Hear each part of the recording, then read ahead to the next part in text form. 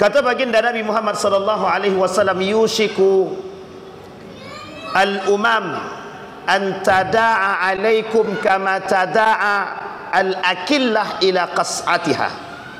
Kata Nabi, hampir saja seluruh umat muslim ini diperebutkan bak seperti makanan. Hampir saja seluruh umat muslim ini diperebutkan seperti makanan oleh orang-orang yang memang sangat kelaparan seperti bak binatang buas. Kemudian faqala qailun wa min qillatin nahnu yawma idzin ya Rasulullah. Kata para sahabat, apakah ketika itu jumlah kami sedikit wahai Rasulullah? Dijawab sama Nabi, la bal antum kathir kagusa'is sail.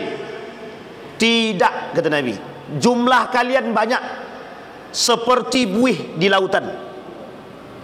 Kemudian sahabat bertanya terus, kata Nabi, walakinnakum dhaif, tapi kalian lemah.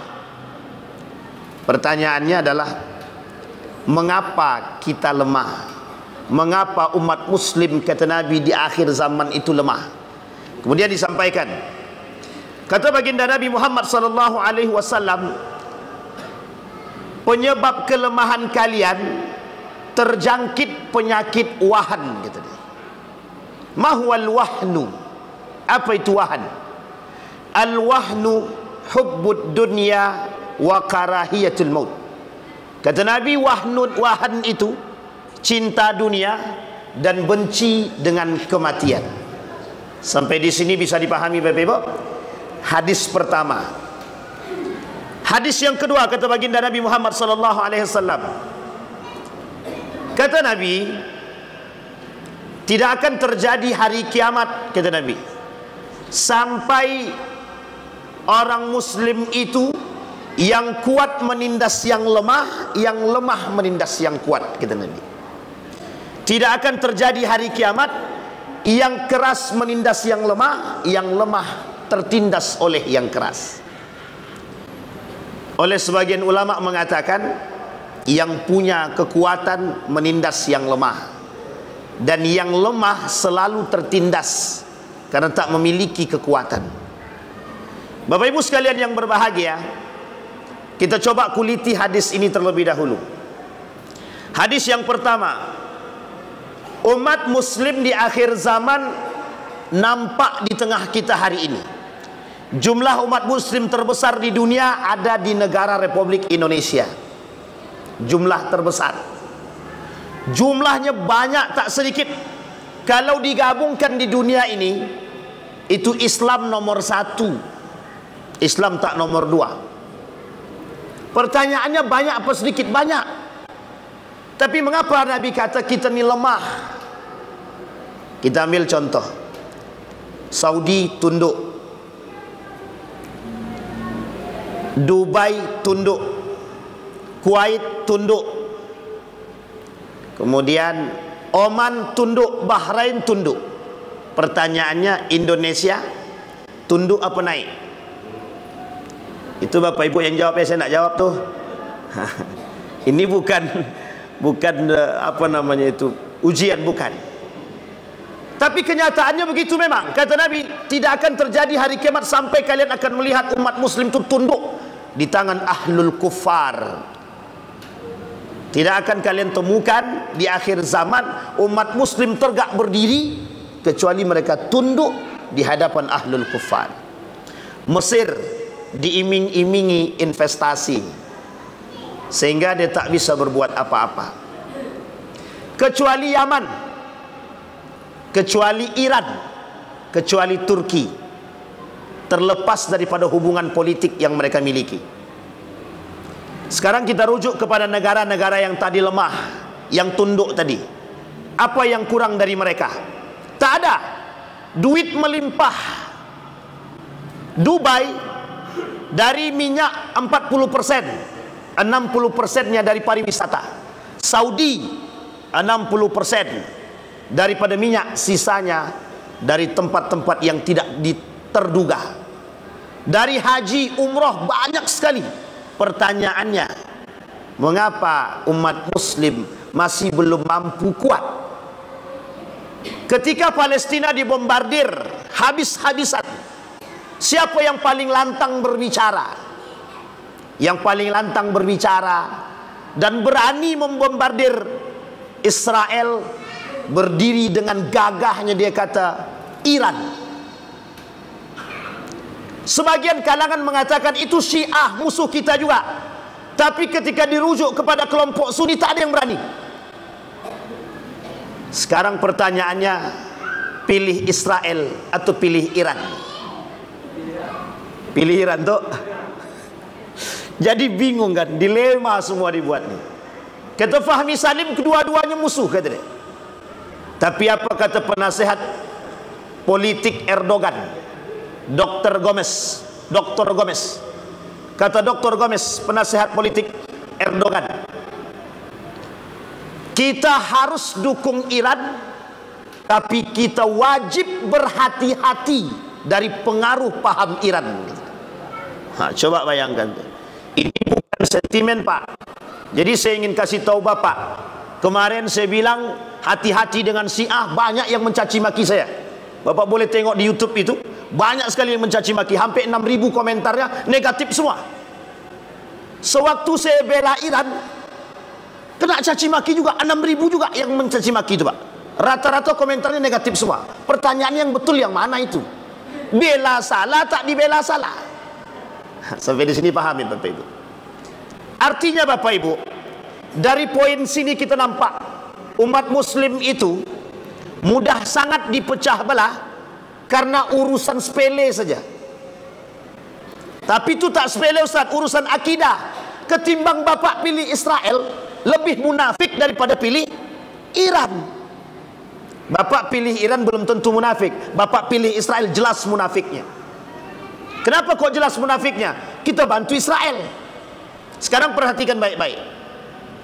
Saya ingin sampaikan kepada Bapak Ibu semua cara Inggris menghancurkan umat muslim. Ini kaitannya dengan persatuan. Inggris itu dalam revolusi Arab, dia kerjasama dengan Sharif Hussein. Apa kata Inggris? Sharif Hussein, lo mau nggak memegang Hijaz? Yang ketika itu Hijaz itu Mekah Madinah di bawah kekuasaan Turki Utsmani. Tapi Sharif Hussein ketika itu seorang gubernur Hijaz. Singkat cerita, kata Sharif Hussein, aku mau. Inggris kerjasama dengan Sharif Hussein, diberikan bantuan militer, semua Pak, senjata, duit dibantu. Tapi diam-diam Inggris kerjasama dengan Ibnu Saud. Hei Ibnu Saud, kau mau nak pegang Hijaz yang terdiri dari Mekah dan Madinah, yang kelak menjadi pusat peradaban itu? Kata Ibnu Saud, mau. Ambil daripada Sharif Hussein. Berkelahi Pak, gara-gara kekuasaan antara Ibnu Saud dengan Sharif Hussein. Sharif Hussein gubernur Hijaz, Ibnu Saud seorang pedagang Najd. Muslim kedua-duanya. Hanya gara-gara Inggris berkelahi dia, Pak. Satu. Sekarang yang kedua. Ada namanya Abdullah As-Sabah, provokator handal pada masanya. Jadi Bapak Ibu, ada satu hadis itu sahih. Kata Nabi, Umar bin Khattab itu ibarat pintu. Ibarat pintu itu apa maksudnya? Kata Huzaifah ibn Yaman, atadruna man huwal bab? Tahu kalian siapa pintu yang dimaksud oleh Nabi? Tidak ada yang tahu Pak, sahabat Nabi tidak ada yang tahu. Oleh Huzaifah dikata, huwa Umar bin Al-Khattab, dia Umar bin Khattab. Bapak Ibu, Umar meninggal dunia, meninggal Umar, semua fitnah itu keluar bagaikan air dari keran. Bapak Ibu lihat keran yang sudah airnya menumpuk, tak keluar ketika ditutup. Ketika dibuka mengalir sederas mungkin. Begitulah fitnah yang terjadi setelah wafatnya Umar bin Al-Khattab. Apa fitnah yang paling besar di tengah umat muslim ketika itu? Al-iftiraqu bainal muslimin, perpecahan di tengah umat muslim. Kita lihat, ini saya bicara sejarah saja. Utsman bin Affan naik sebagai khalifah. 6 tahun masa kepemimpinan Utsman dicintai oleh masyarakat. 6 tahun terakhir masa akhir kepemimpinan, propaganda, provokasi, fitnah, semua muncul untuk Utsman bin Affan. Apa fitnah yang paling berbahaya bagi Utsman bin Affan? Dituduh membuat Al-Quran. Apa kata para mereka? Utsman itu sudah menghapus ayat-ayat Al-Quran demi kepentingan politik dia. Sehingga tuduhan Utsman itu banyak.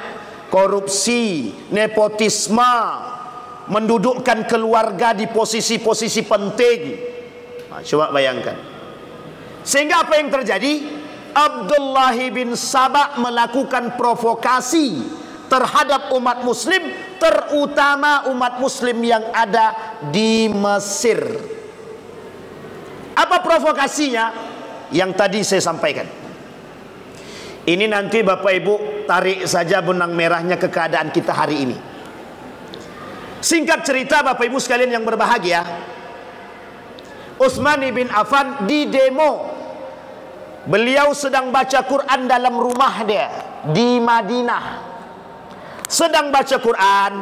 Selesai beliau baca Quran, Al-Quran masih di dada. Masuk 6 orang yang membunuh Utsman ibn Affan. Satu persatu dia masuk. Masuk yang pertama dicekik lehernya, Pak. Pingsan Utsman ibn Affan. Dikira mati, keluar dia. Masuk yang kedua, ditikamnya Utsman ibn Affan 6 kali tikaman dengan menyebut, "Ya Allah, aku serahkan tubuh Utsman kepadamu." Sampai di sini bisa dipahami? Bisa Bapak Ibu lihat kalimat pentingnya? Ya Allah, aku serahkan tubuhnya Utsman kepada engkau. Masuk ajudan Utsman, masuk orang ketiga. Ajudan Utsman membunuh orang yang kedua. Orang yang ketiga membunuh ajudan Utsman. Datang istri Utsman bin Affan, mengambil badan daripada sang suami, dipatahkan oleh orang ketiga tangan istri Utsman bin Affan. Masuk orang keempat, kelima dan keenam, mereka bertakbir kepada Allah, Allahu Akbar, untuk membunuh Utsman. Pertanyaannya, muslimkah yang bunuh? Muslim. Dengan ucapan apa mereka bunuh? Allahu Akbar. Sampai di sini paham? Disinilah letaknya provokasi pertama di muka bumi dalam Islam, perpecahan umat muslim, mulai dari saat itu sampai hari ini dan sampai hari kiamat, sampai datangnya Imam Mahdi wa nuzul Isa alaihissalam. Kalau tak datang dua ini, tapi mesti datang, karena itu hadisnya sahih dan perkataan baginda Nabi Muhammad sallallahu alaihi wasallam, wa ma yantiqu anil hawa illa wahyun yuha. Nabi tak mungkin bohong, maksum. Semua yang disampaikan Nabi wahyu.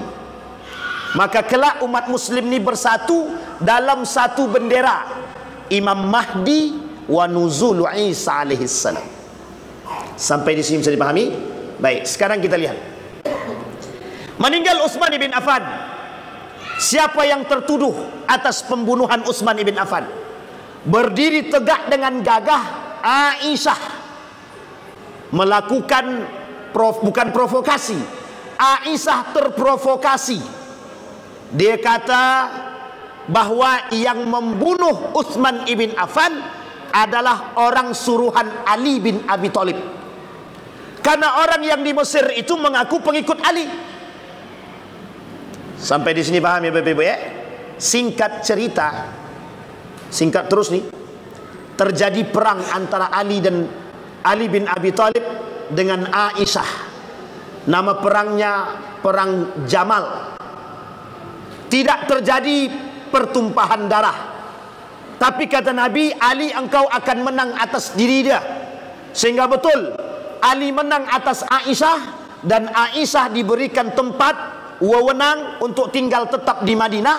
Ali bin Abi Thalib memindahkan kerajaan atau khalifah ke Kufah, Babilonia, Irak sekarang. Sampai di sini bisa dipahami Bu ya? Kufah, Irak sekarang.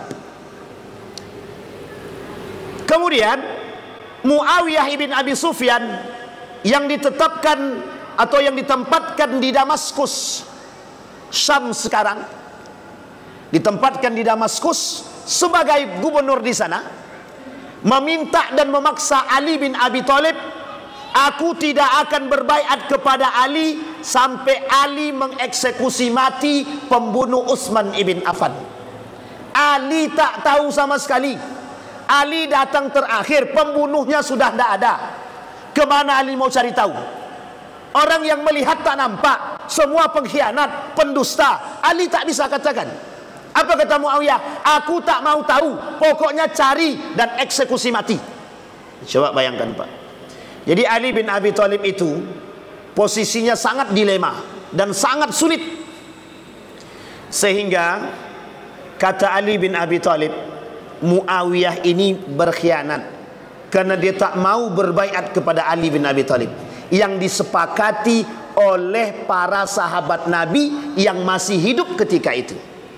Singkat cerita, terjadi perang antara Ali dengan Muawiyah.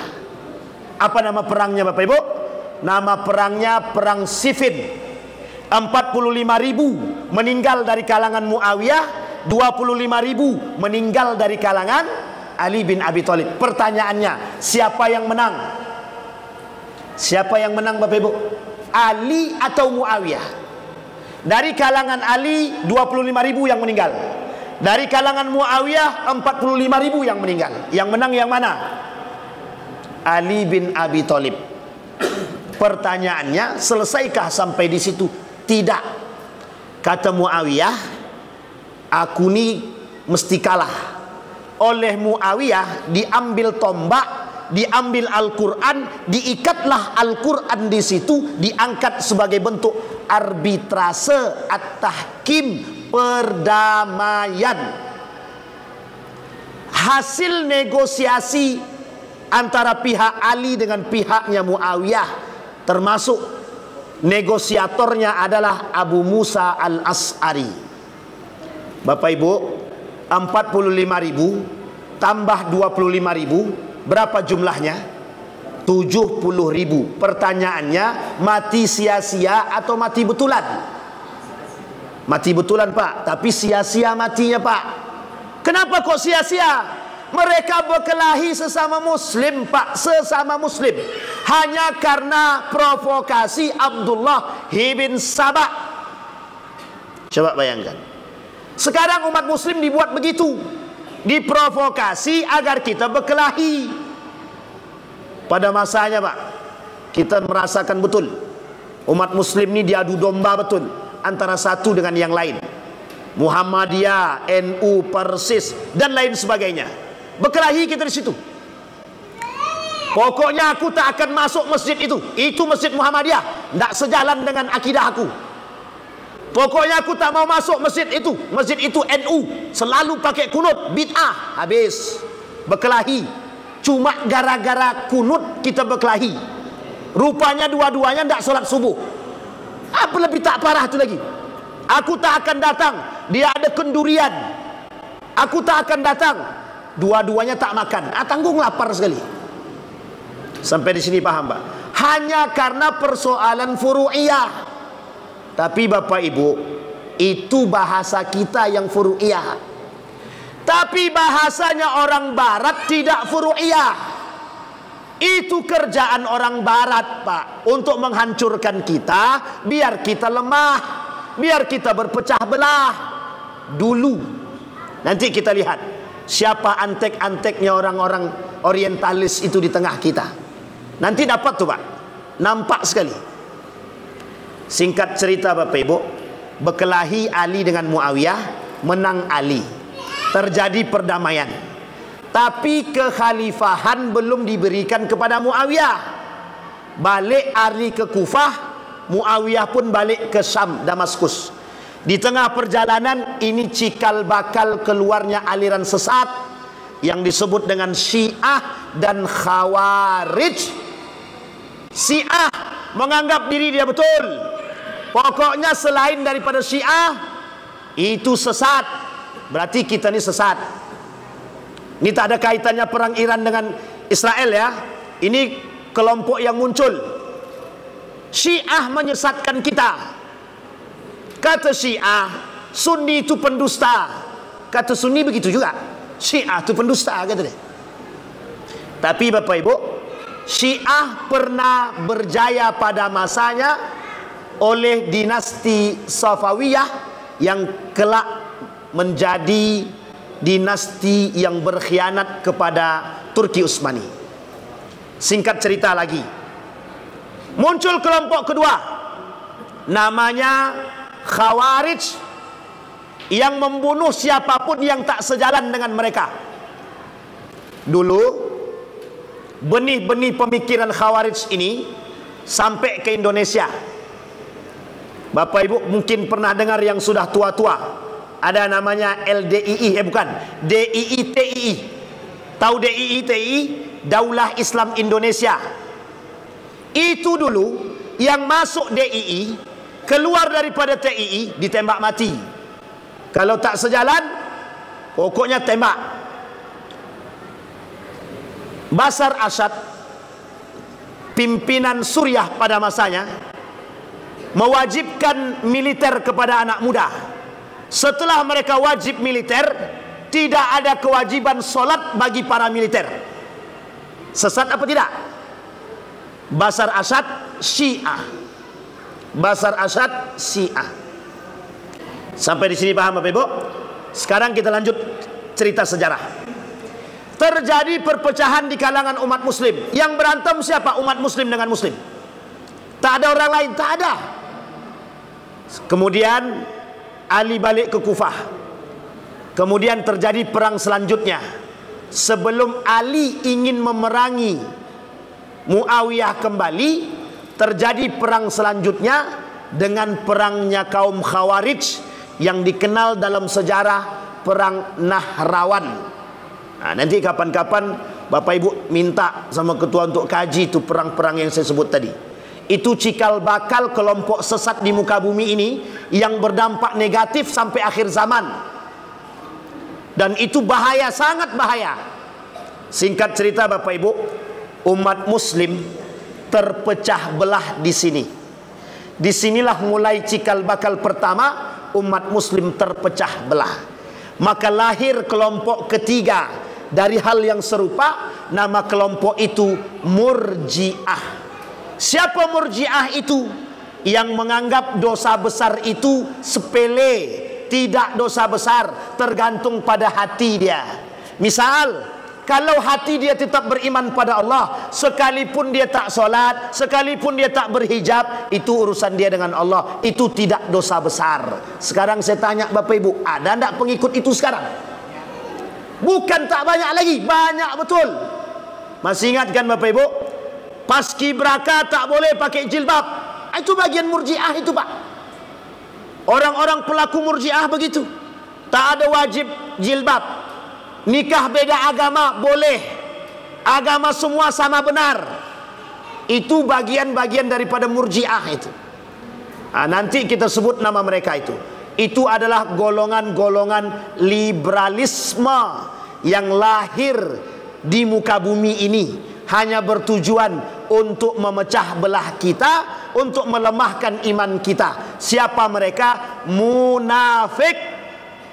Yang kelak menjadi musuh terberat umat muslim adalah munafik. Di mana lahirnya munafik? Pada masa baginda Nabi Muhammad SAW, ketika Nabi berhijrah dari Mekah ke Madinah.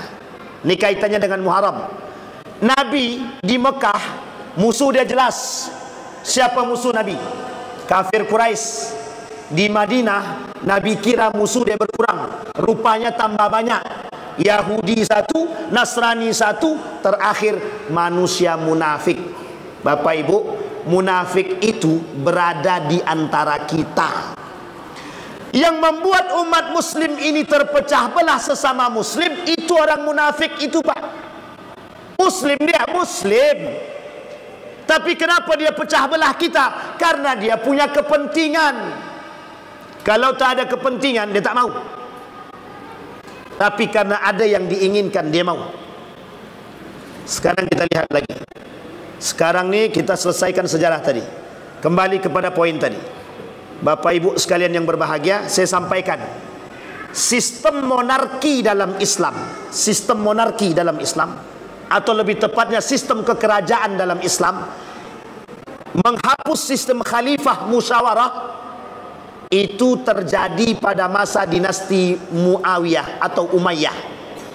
Dimulai oleh Muawiyah ibn Abi Sufyan yang menunjuk anaknya Yazid ibn Muawiyah menjadi khalifah, yang oleh ulama Syam, Damaskus, disepakati akan kefasikannya. Ini juga sejarah pertama kali dalam Islam, sejarah pertama pimpinan atau khalifah yang dikenal fasik oleh ulama setempat, namanya Yazid ibn Muawiyah. Siapa Yazid bin Muawiyah ini, Pak? Anak dari Muawiyah ibn Abi Sufyan. Siapa Muawiyah itu, Pak? Anak dari Abi Sufyan. Siapa Yazid bin Muawiyah? Anak dari Muawiyah. Yazid bin Muawiyah, Muawiyah ibn Abi Sufyan. Siapa Abu Sufyan itu? Yang masuk Islam terpaksa karena takut harta bendanya dijarah oleh Nabi dalam penaklukan kota Mekah. Sampai di sini sudah paham sejarah, Bapak Ibu? Di sini cikal bakal hancur dan berkelahinya umat muslim dengan muslim, sampai runtuh daulah atau dinasti Umayyah diambil paksa oleh dinasti Abbasiyah. Runtuh dinasti Abbasiyah diambil paksa oleh kerajaan-kerajaan muslim lainnya. Terbangun di Andalusia yang disebut dengan Umayyah kedua, yang kelak juga habis, dihanguskan. Runtuh Andalusia disebabkan perkara dunia.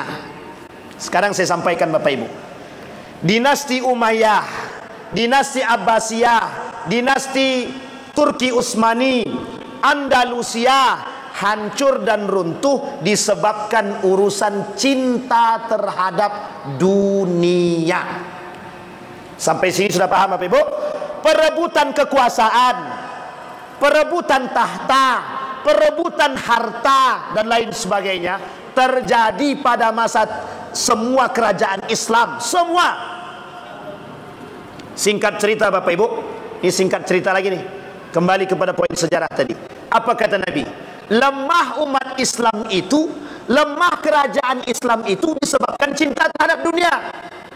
Maka salah satu cara untuk melemahkan umat muslim agar mudah dipecah belah lewat jalur ekonomi. Pokoknya Pak Ustadz, terserah mau Pak Ustadz suruh kami boikot produk Israel atau tidak suruh, kami tetap menjalankan karena orang Israel yang kasih kami makan. Mau tak mau, Pak? Nabi Muhammad SAW pernah dilecehkan di Prancis oleh Charles Hebdo. Apa kata Charles Hebdo? Tuh Muhammad, tukang zina, porno dan lain sebagainya. Ditembak mati, Pak, oleh orang muslim. Apa jawaban sebagian besar umat muslim? Jangan ikut campur, biarkan saja mereka begitu, itu haknya dia. Islam dicaci, Islam dimaki, Al-Quran dihabisi, Nabi dihina, kita cuma bisa diam. Kenapa kita bisa diam? Karena ada yang mendukung mereka. Siapa yang mendukung mereka? Umat muslim. Siapa mereka? Yang dibiayai, yang dibayar. Kita membela mati-matian Palestina, ada saudara kita yang masih membela Israel. Siapa mereka? Yang masih membeli produk Israel dan Yahudi. Jangan tersinggung. Sekarang kita rujuk. Siapa mereka? Munafik. Yang membela mereka itu orang munafik. Yang membela ahlul kufar yang menyiksakan kita, orang munafik. Disampaikan dalam kitab Al-Wala' wal Bara'. Bahkan masuk dalam kategori kufur. Orang muslim masih membantu negara yang menyiksa umat muslim, maka dia masuk dalam kategori munafik. Bapak Ibu, perlu kita sampaikan, Pak. Setelah Kemal Atatürk naik menjadi presiden Turki yang merubah sistem khalifah di masa Turki Utsmani, apa yang dilakukan oleh Kemal Atatürk? Yang dilakukan oleh Kemal Atatürk, dihapus semua yang berbau-bau Islam. Dihapus, Pak. Dihapus. Bahasa Arab belajar tak boleh, baca Quran tak boleh, azan harus pakai bahasa Turki. Tidak boleh ada bau-bau Islam. 2017 saya keluar dari universitas, salah satu universitas, mengambil gelar S2. Tidak boleh lagi ketika itu menggunakan gelar yang ada Islamnya di belakang. Tidak boleh. Itu masuk dalam ranah radikalisme. Tidak boleh bawa Islam-Islam. Tidak ada lagi pendidikan agama Islam. Tidak ada lagi ekonomi Islam. Sampai hari ini Bapak Ibu temukan itu. Dimulai pada masa tahun 2017. Tidak boleh ada urusan Islam-Islam di belakang. Nanti umat yang lain juga sama, Pak. Dia buatnya sarjana ekonomi Kristen, kata dia. Itu bahasa mereka. Bapak Ibu harus paham. Siapa orang yang mengusung paham-paham seperti ini? Liberal. Siapa mereka? Munafik. Siapa mereka yang kerjasama dengan orientalis untuk mendapatkan PT? Mereka rela merubah akidah dan merusak kita, dan kita berantem di tengah kita, Pak. Sampai di sini bisa dipahami. Sekarang kita lihat dampak daripada perpecahan kita. Ini sebagian sejarah daripada apa yang saya sampaikan. Sekarang kita lihat apa dampak perpecahan umat muslim. Dampak perpecahan umat muslim, satu, umat muslim lemah selemah-lemahnya. Yang kedua, hilangnya perhatian muslim sesama muslim. Apa kata Syekh Hasim Al-Ash'ari dalam kitab Risalah Ahlus Sunnah wal Jamaah? Di hadis, ada 30 hadis tentang tanda datangnya akhir zaman. Beliau bilang begini, poin pertama, tanda kiamat itu hilangnya perhatian muslim terhadap muslim. Padahal umat muslim terhadap muslim itu punya kewajiban. Hakul muslim alal muslim sittun. Kalau hak, Pak, berarti wajib. Kalau tak dilakukan berarti dosa. Bapak Ibu diundang makan kambing di masjid Al-Huda. Kalau tak datang tanpa uzur, bagaimana? Kalau sengaja tak datang, tidak sakit, tanpa uzur, dosa, Pak. Apalagi tetangga kita yang memanggil. Kembalikan pada poinnya, Pak. Apa kata Nabi? Kata baginda Nabi Muhammad SAW, kelak di akhir zaman itu perhatian umat muslim sesama muslim hilang. Terbukti, Pak, hari ini. Oh, itu Muhammadiyah bukan bagianku. Oh, itu NU bukan bagianku. Iftaraqa min ummati, kata Nabi. Kelak golonganku umat muslim ini, Nasrani 71, Yahudi 72, Islam 73. Semuanya masuk neraka kecuali satu, Ahlus Sunnah wal Jamaah. Pertanyaannya, kita disatukan dengan iman, kita disatukan dengan akidah, kita disatukan satu Tuhan, satu Nabi, satu Al-Quran. Kok bisa kita caci maki sama-sama? Yang satu mengkafirkan, yang satu mencaci, yang satu memaki. Akhirnya saling caci maki bolak-balik, Pak. Yang untung siapa? Yang untung, Pak, saya kasih tahu yang untung, Amerika. Yang untung siapa? Israel. Perhatikan kalimat ini, Pak. Tidak ada satupun negara manapun yang mau berjihad ketika fatwa jihad internasional dikumandangkan. Siapa yang mau pergi jihad? Tak ada, Pak. Apa aturan negara masing-masing? Kami melarang setiap warga kami berjihad. Dua negara pertama kali yang menolak jihad, fatwa jihad tersebut, Saudi, Mesir. Pertanyaannya, sedang mau disatukan, tiba-tiba datang yang melemahkan. Uniknya yang melemahkan orang muslim itu sendiri. Coba bayangkan, parade ingin menembus blok perbatasan Mesir dengan Israel, ingin membantu Gaza. Berbondong-bondong umat muslim dari Mesir, Pak, oleh pemerintah Mesir. Yang datang, yang nampak kalau tujuannya untuk itu deportasi.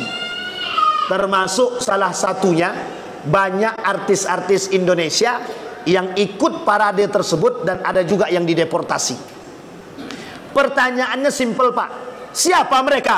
Muslim. Mengapa mereka melarang? Apa alasan mereka melarang? Alasannya sederhana, takut rusak hubungan diplomasi. Sekarang Bapak Ibu, itu skala global yang saya sampaikan. Sekarang perhatikan skala yang paling kecil di tengah kita sekarang. Hampir setiap masjid merasakan punya masjid masing-masing. Yang satu punya masjid, jadi tak mau dia main ke masjid yang lain. Yang satu punya masjid, tak mau juga main ke tempat masjid yang lain. Ini masjid Muhammadiyah, ini masjid Salafi, ini masjid Wahabi, ini masjid NU, ini masjid Persis. Itu rumah Allah, bukan rumah kalian. Pak, perhatikan baik-baik hadis ayat ini dalam Al-Quran. Orang munafik pada masa Nabi ingin membunuh Nabi, itu serius. Jadi orang sekarang, orang kafir sekarang, orang munafik sekarang ingin menghancurkan kita juga serius. Sekarang kita perhatikan di mana letak keseriusan mereka ingin menghancurkan kita. Mereka, Pak, pada masa baginda Nabi Muhammad masih hidup, dibangun masjid namanya Masjid Dirar. Tahu Bapak Ibu Masjid Dirar? Diabadikan oleh Allah dalam Al-Quran. Nabi pergi perang Tabuk. Dalam perang Tabuk itu, ketika balik dari perang Tabuk, apa kata Allah sama Nabi? Nanti balik, hancurkan masjid itu. Ada masjid namanya Masjid Dirar. Tahu Bapak Ibu yang bangun siapa? Kaum munafik yang masuk Islam. Abu Ubaid bin Salul, gembongnya munafik ketika itu. Masuk Islam, tujuannya ingin menghancurkan Nabi. Dibangunlah Masjid Dirar. Diminta Nabi untuk meresmikan masjid tersebut. Kalau nanti Nabi masuk masjid ini, kita bunuh. Cuma dia lupa, Nabi ini Nabi. Ada Allah. Pulang Nabi dari perang Tabuk, kemudian kata Nabi, hancurkan masjid itu. Dihancurkan, Pak. 500 meter dari Masjid Kuba. Di depan Masjid Kuba, 500 meter di depannya itu ada masjid dinamakan Masjid Dirar, sudah dihancurkan. Tujuan masjid itu dibangun hanya untuk memecah belah umat muslim dan membunuh baginda Nabi Muhammad SAW. Pertanyaan saya, ada enggak sekarang begitu? Ada enggak sekarang begitu? Yang membangun masjid untuk memecah belah umat? Kalau ada, beda tipis dengan Masjid Dirar. Sampai di sini paham Bapak Ibu? Harus kita pahami. Jadi Bapak Ibu sekalian yang berbahagia, betapa beratnya kita ketika ingin mengangkat persatuan, ternyata yang merusak bukan dari jauh, belakang kita sendiri, Pak. Siapa mereka? Munafik. Maka Bapak Ibu sekalian yang berbahagia, inti poin sebelum kita tutup. Inti poin sebelum kita tutup. Allah bilang dalam Al-Quran, wa'tasimu bihablillah. Ingat kalimat ini, Pak. Wa'tasimu bihablillah. Kita diperintahkan menyambung silaturahim itu karena Allah. Kita diperintahkan bersatu itu karena Allah. Kita diperintahkan menegur saudara kita karena Allah. Perhatikan kalimat ini kata Nabi. Kelak di akhir zaman, la taqumus sa'ah hatta yusallimu ala man arafa wa la yusallim ala man araf man la ya'rif. Kelak akan terjadi di akhir zaman kata Nabi, orang hanya memberikan salam kepada yang dia kenal, dan yang tidak dia kenal dia tak mau salam. Oleh para ulama diterjemahkan, apa maksudnya? Kata para ulama, kelak banyak orang-orang yang hanya menegur golongan dia tak mau tegur golongan yang lain. Dan itu disampaikan, Pak. Itu kita alami hari ini. Betapa mudahnya umat muslim hari ini dipecah belah, Pak, karena urusan sepele. Padahal kata Yusuf Al-Qardawi, mbok tengok baik-baik, Tuhannya sama, nabinya sama, Al-Qur'annya sama. Apa yang membuat kita berpecah belah? Perhatikan hadis Nabi. Kata Nabi, akan muncul suatu masa nanti, kata Nabi, manusia yaqra'ul Qur'an hatta fi unuq. Yaqra'unal Qur'an hatta fi unuq.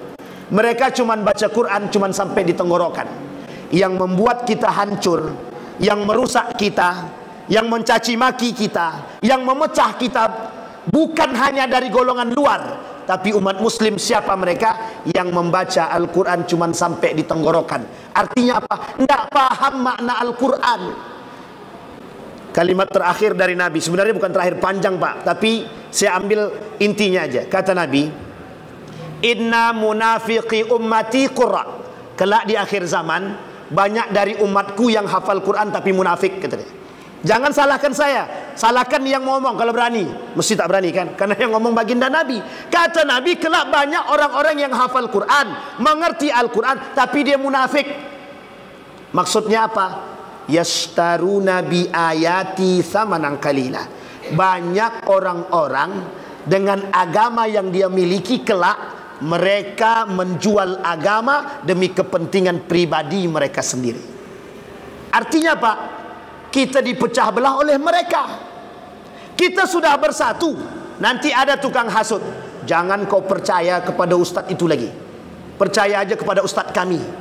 Satu sana begitu juga, jangan kau percaya kepada ustadz itu lagi, percaya saja kepada ustadz kami. Pertanyaannya, tak bisakah kita bersama?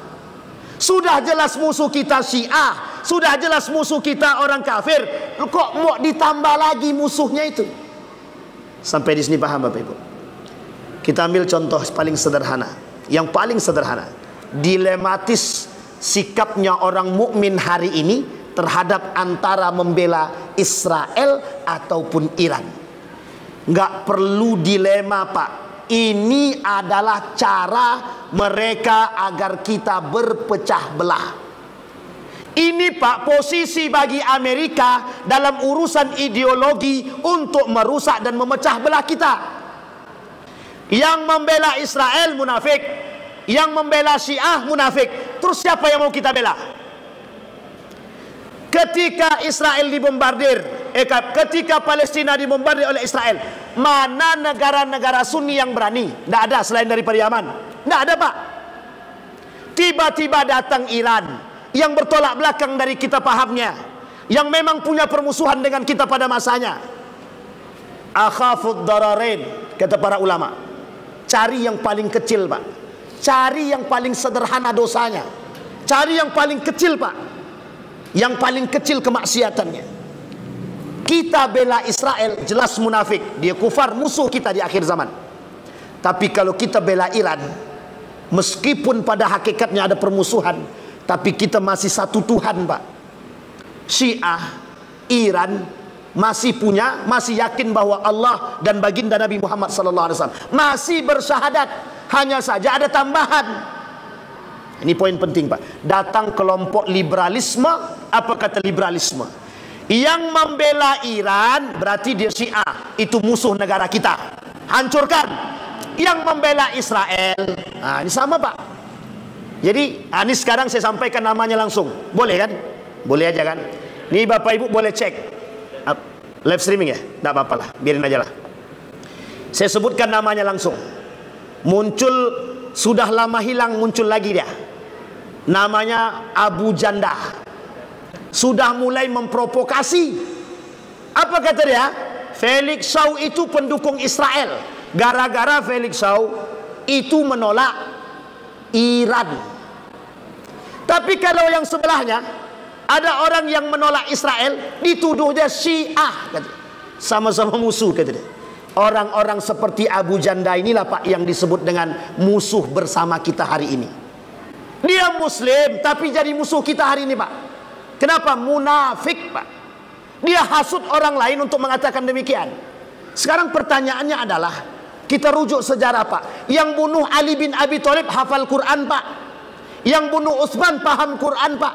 Yang membunuh Al-Hasan paham Al-Quran. Yang membunuh Al-Husain apatah lagi Pak.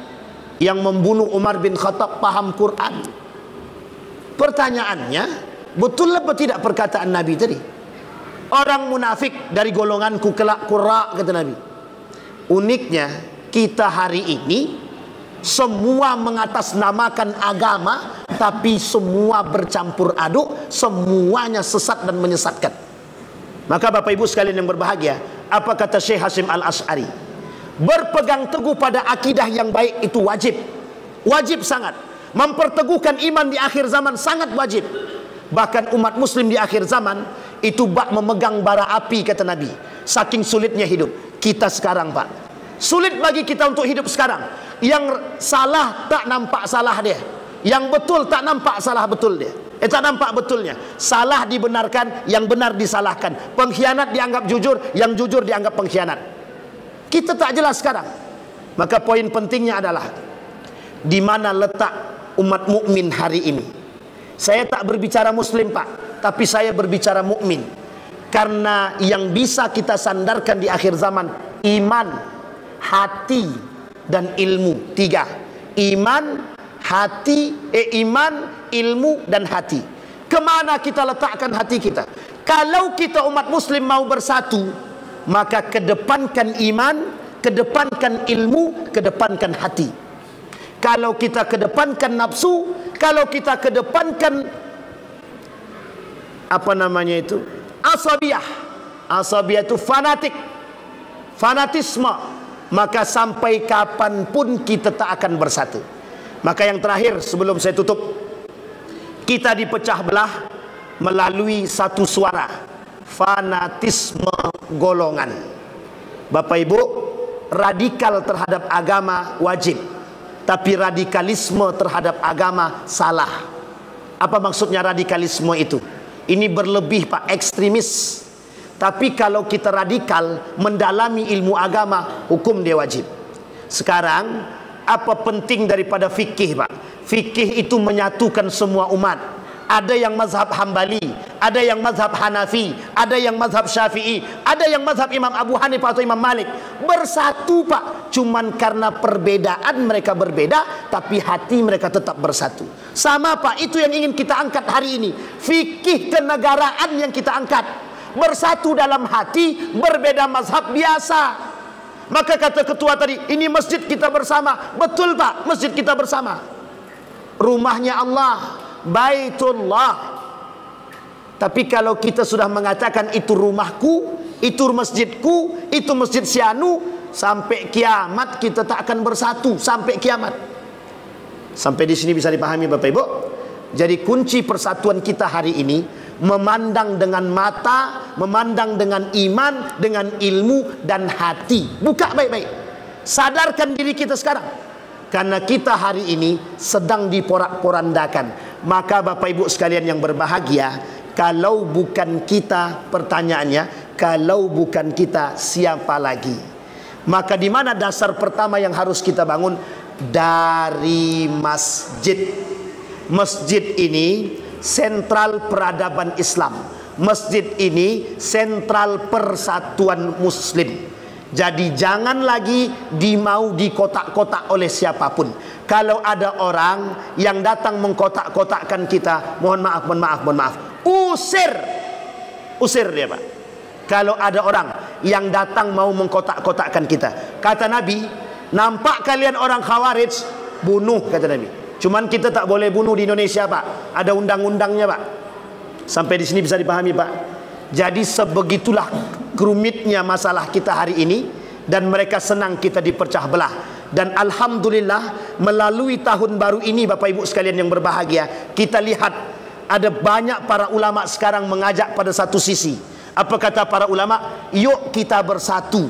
Yuk kita lihat saudara kita Israel membunuh Palestina, dengan Palestina kita bersatu. Karena mohon maaf Bapak Ibu, kelak akhir zaman, akhir hijrah kita umat muslim mukmin ini ada di Palestina. Jadikan Palestina ini poros persatuan kita. Kesampingkan ideologi, tapi tetap berhati-hati. Tumbuhkan persatuan untuk melihat, jauhkan perbedaan tanpa ada persaingan.